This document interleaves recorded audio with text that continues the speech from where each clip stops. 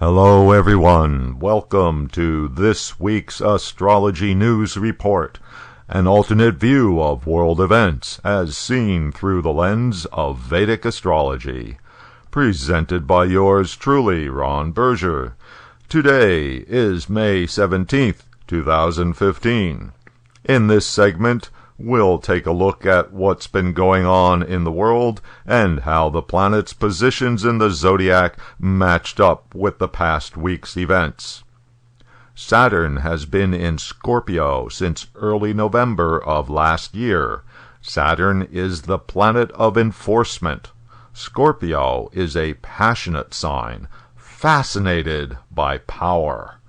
Thus, Saturn plus Scorpio equals powerful enforcement, which gives this combination a reputation for cruel punishment, including execution. There have been plenty of examples of severe punishment just lately. In the United States, the big one last week was the Boston jury giving Dzokhar Tsarnaev the death penalty. This came on the very day that Mars was exactly opposite Saturn in the heavens. Mars, the planet of violence and vengeance, exchanging energy with baleful Saturn in vengeful Scorpio. Meanwhile, over in Egypt, another death sentence was handed out, this one to Mohamed Morsi, the deposed ex-president of Egypt, for his part in a jailbreak back in 2011 during that country's popular uprising. Also last week, this surfaced. North Korea's defense minister, Hyun Yong-chol, has apparently been executed, reportedly by a battery of anti-aircraft guns, for disloyalty to the country's leader, Kim Jong-un. But all of this is being reported by South Korea, which could be prejudiced information, which brings to mind the other planetary combination we've been monitoring, Mars plus Mercury, which leads to distortion of the facts. And then there was another improbable cruel punishment, or the threat of it. 2 Yorkshire Terriers have been threatened with death by the Agriculture Minister of Australia for being brought into that country illegally. The famed actor Johnny Depp, on location for another film in the Pirates of the Caribbean sequence, evidently flew his doggies into Australia on his private jet without proper clearance. He was given a deadline to get the pups out of the country, or they would be seized and put down. Boo and Pistol left Australia the same way they came, via private jet. Saturn remains in Scorpio until January 2017, meaning that severe punishments will be an ongoing pattern for many months to come.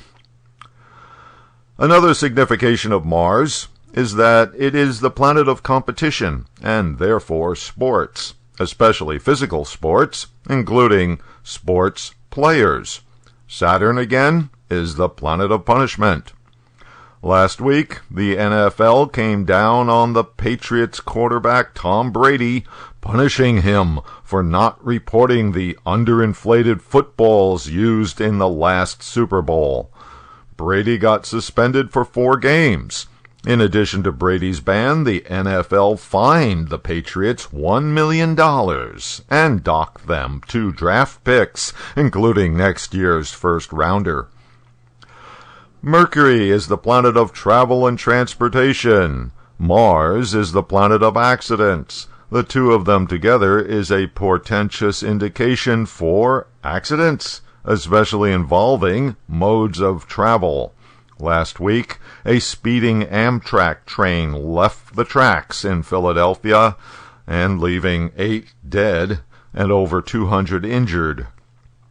On the other side of the world, a military helicopter on an earthquake relief mission in Nepal crashed, killing the 6 Marines and 2 Nepali servicemen on board.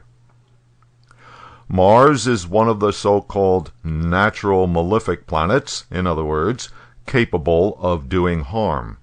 The significations of Mercury will therefore be harmed by Mars.